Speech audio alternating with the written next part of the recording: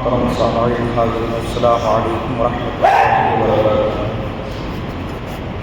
سبھی حضرات قریب قریبا کر بیٹھ جائیں اور آقا کریم صلی اللہ تعالی علیہ وسلم کی بارگاہ میں درود پاک کے نذرانہ حقیقت پیش کریں، پڑھیں اللہم صلی علی سیدنا مولانا محمد والکرم وآلہ بارک وسلم صلی علیہ وسلم وسلام علیک یا رسول اللہ صلی اللہ تعالی علیہ وسلم۔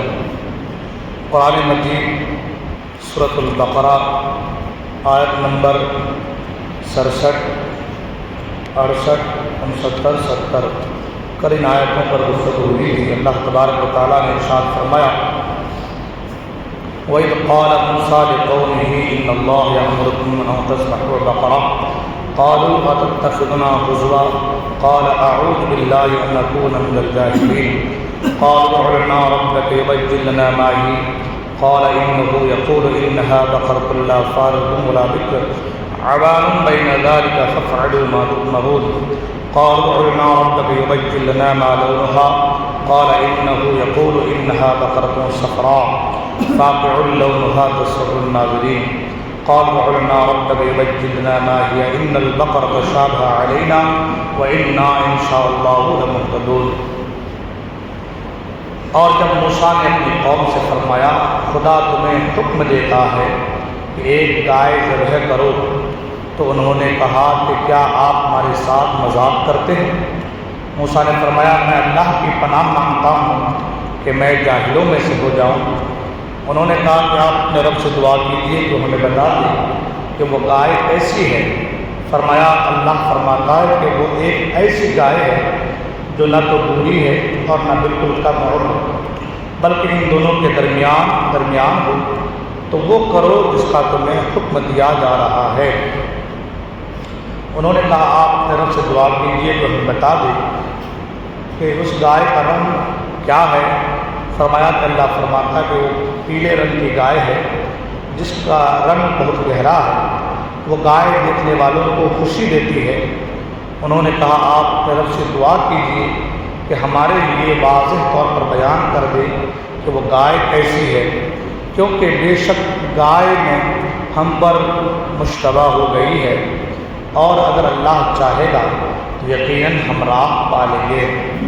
کل انہی آیات کے تحت میں نے موسیٰ علیہ السلام کے دور کا وہ واقعہ آپ کے سامنے رکھا تھا کہ جب ایک مالدار شخص اور جو کہ نیک آدمی تھا اس کا قتل ہوا تھا، تو جس نے اس کا قتل کیا تھا وہ قاتل کون تھا اس کا پتہ لگانے کے لیے گائے کو ذبح کیا جانا تھا۔ موسیٰ علیہ السلام کی قوم نے بار بار کہا کہ گائے کیسی ہو آپ بتا دیجیے، تو آپ نے فرمایا گائے ایسی ہے جو نہ بالکل بوڑھی ہے نہ کم عمر ہے، کہ اس کے درمیان ہو، گائے پیلے رنگ کی ہو، لوگوں کو لبھاتی ہو، اچھی گائے ہو۔ تو انہوں نے گائے کی تلاش کی، اور پھر گائے جب انہوں نے پایا تو ایک نیک مرد جسوں نے گائے کو اللہ کے نام پہ چھوڑ رکھا تھا اپنی اولاد کے لیے، اور پھر آخر میں یہ کہ اس گائے کے کھال میں سونا بھر کر کے دینا پڑا، جس کی وجہ سے وہ گائے ملی اور پھر اس قاتل کا پتہ چلا۔ تو کل میں نے کہا تھا کہ اس واقعہ سے، یہ قرآنی واقعہ ہے، اس سے بہت ساری چیزیں معلوم ہوئی۔ سب سے پہلی چیز جو میں نے کل کہا تھا کہ نبی کے فرمان پر بغیر ہچکچاہٹ عمل کرنا چاہیے، اور عمل کرنے کے بجائے عقلی ڈھکوسلے بنانا یہ بے ادبوں کا کام ہے۔ تو جہاں پر نبی کا حکم آ جائے، نبی کا فرمان آ جائے، تو وہاں پر یہ نہیں کہ ایسا کیسے ہو سکتا ہے، یوں کر ہو جائے گا، یہ ناممکن ہے، یہ نہیں ہو سکتا، یہ چیزیں نہیں آنی چاہیے۔ اس لیے کہ جب انہوں نے بارہا کہا کہ گائے کیسی ہو بتا دو، آپ ان سے پوچھے گائے کیسی ہو، تو پھر گائے کے رنگ کے بارے میں بتایا گیا۔ گائے نہ زیادہ عمر دراز ہو، نہ کم عمر کی ہو، بیچ کی ہو، وہ گائے نہ ہل جوتی ہو، نہ کھیتوں میں پانی دیا ہو، یعنی اتنے ساری قید لگا دی گئی کہ پھر وہ گائے تلاش کرتے کرتے ان کے حال خراب ہو گئے، ہے نا۔ تو سوال زیادہ نہیں کرنی چاہیے، اور خاص کر کے جہاں نبی اللہ اور رسول کا حکم آ جائے وہاں یہ نہیں کہنا چاہیے کہ ایسا کیسے نہیں، وہاں سر تسلیم خم کر دو، اپنی گردن کو جھکا دو، اللہ اور رسول کا جو فرمان ہے وہ حق ہے، بھلے ہی وہ ہمارے سمجھ میں نہیں آ رہا ہے لیکن اس میں کچھ نہ کچھ حکمت ہے، ایک چیز۔ دوسری چیز یہ کہ پیغمبر جو ہے وہ جھوٹ، دل لگی اور کسی کا مذاق اڑانا وغیرہ عیبوں سے پاک ہیں، ہے نا۔ البتہ خوش طبعی ایک اچھی صفت ہے، محمود صفت ہے، یہ ان میں پائی جا سکتی ہے نا۔ خوش طبعی مطلب اچھے سے مزاحیہ، مطلب جیسے کہ آپس میں دوست احباب بیٹھے ہیں تو علمی گفتگو پر مزاح کر لینا یا کسی کے دل کو خوش کرنے کے لیے مذاق کرنا، یہ اپنی الگ بات ہے، لیکن پیغمبر جو ہے وہ کبھی جھوٹ، دل لگی اور کسی کا مذاق نہیں اڑاتے۔ جب انہوں نے کہا کہ موسیٰ علیہ السلام نے کہا کہ اللہ فرماتا ہے گائے ذبح کرو، تو انہوں نے کہا کہ آپ ہم کو مذاق کرتے ہیں ہم سے۔ گائے کا ایک آدمی کے مرنے سے، اس کا پتہ لگانے سے اس گائے کا کیا تعلق ہے؟ مگر مرضی مولا کچھ اور ہے۔ وہ جو گائے اللہ کے نام پہ چھوڑا گیا ہے وہ گائے بکنی بھی ہے، اس کا پیسہ اس غریب بچے کو ملنا بھی ہے، اس کا اس کی ماں کا زندگی بہتر سے گزارنا بھی ہے، یہ ساری چیزیں بھی ہیں، پلس اس مقتول کے قاتل کا پتہ لگانا بھی ہے، تو ایک ساتھ کئی کام، یہ سب اللہ کی حکمت ہے، یہ سب اللہ کی حکمت ہے۔ تو پیغمبر جو ہے وہ جھوٹ، دل لگی اور کسی کا مذاق اڑاتے نہیں، یہ ان کا کام نہیں ہے، ان چیزوں سے وہ پاک ہے۔ نمبر 3 پر ہے کہ شرعی احکامات سے متعلق بے جا بحث یہ مشقت کا سبب ہے۔ جہاں پہ شرعی احکامات آ گئے اس پر بحث زیادہ نہیں کرنی چاہیے، جو میں نے پہلے کہا کہ اس پر زیادہ بحث، جہاں پہ شریعت کا حکم آ گیا اس کو مان لو۔ جیسے کہ حج کے تعلق سے بہت سے لوگ یہ سوچتے ہیں ارے کیا بھائی سارے کپڑے اتروا کے 2 کپڑوں میں گھما رہے ہیں پورے 5 دن تک، ہے نا۔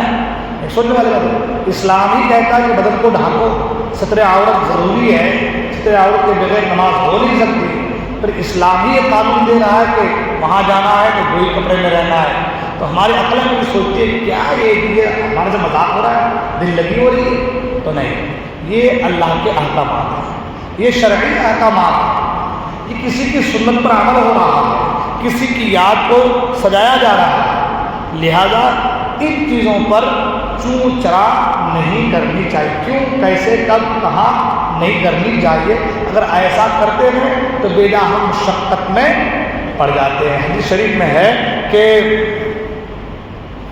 اگر بنی اسرائیل بحث نہ نکالتے تو جو گائے ذبح کر دیتے وہی کافی ہو جاتا۔ حدیث پاک میں ہے کہ اگر بنی اسرائیل بحث نہیں کرتے تو کوئی بھی گائے ذبح کر دیتے وہ کام ہو جاتا، لیکن جو وہ لوگ بحث کرتے گئے کیسی گائے ہونا وہ پوچھو، رنگ کیسا ہونا وہ پوچھو، جوان ہونا کہ بڈھی ہونا وہ پوچھو، وہ خوشنما ہونا کہ نہیں ہونا وہ پوچھو، اس کی رنگت کیسی ہے وہ پوچھو، ہل جوتا کہ نہیں جوتا وہ پوچھو، جیسے سوال کرتے گئے ان کی مشقتیں بڑھتی چلی گئی، ہے نا، اس کی مشقتیں کیا ہو گئی؟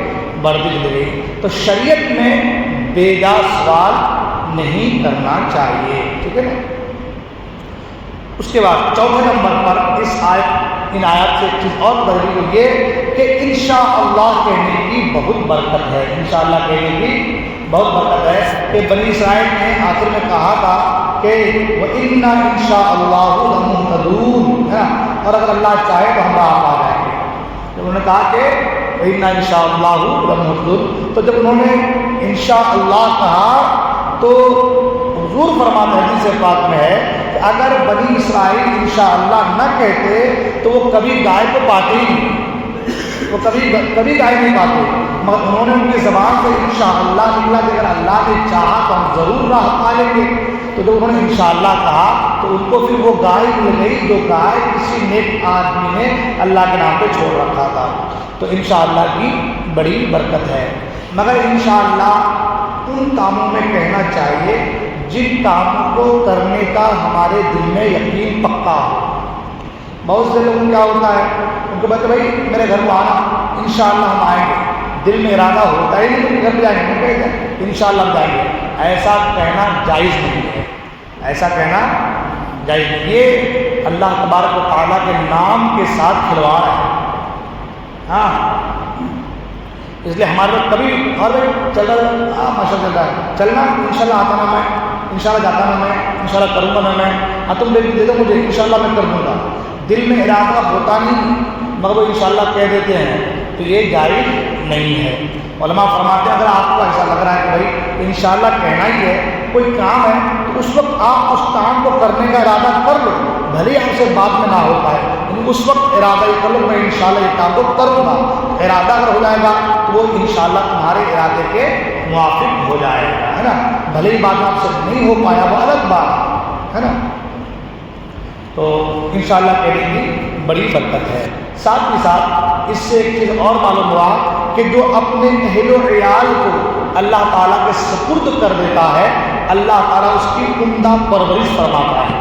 دیکھیں وہ نیک آدمی نے گائے کو چھوڑا، بچے کو چھوڑا، انہوں نے کیا کہا کہ اللہ اس کو میں تیری حفاظت میں دیتا ہوں، اس کو میں تیری حفاظت میں دیتا ہوں، اس کی پرورش فرما، اور یہ میرے بیٹے کے لیے ہے۔ تو اللہ تعالیٰ نے اس گائے کو ضائع نہیں فرمایا، اس کی پرورش فرمایا، ہے نا۔ ایک واقعہ ہے کہ ایک آدمی سفر پر جا رہا تھا، بیوی حاملہ تھی، تو اس نے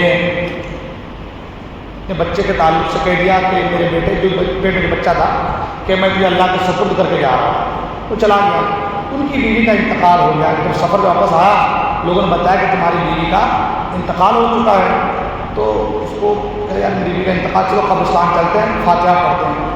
جب قبرستان گیا تو فاتحہ پڑھنے میں قبر کے اندر سے آواز آ رہی تھی، قبر کے اندر سے آواز آ رہی تھی۔ وہ لوگوں نے منع کہ مت کھولو، مگر کہنا ہے آواز آتی میں کھولوں گا۔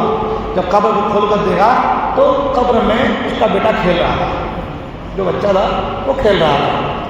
تو بچے کو لیا باہر آیا کہ آواز آئی کہ اے فلاں، تو نے اپنے بچے کو میری حفاظت میں دے کر کے گیا تھا، میری جو ہے حفاظت میں دے کر گیا تھا، اس لیے تیرا بچہ حفاظت سے رہا۔ اگر کاش تو اپنی بیوی کے تعلق سے کہتا کہ میں ان دونوں کو تیرے سپرد کرتا ہوں تو تیری بیوی بھی حفاظت میں رہتی ہے۔ تو جب بھی گھر سے باہر نکلیں اپنے اہل و عیال کو اللہ کے سپرد کر کے، اللہ کی حفاظت کر کے نکلیں، ہے نا۔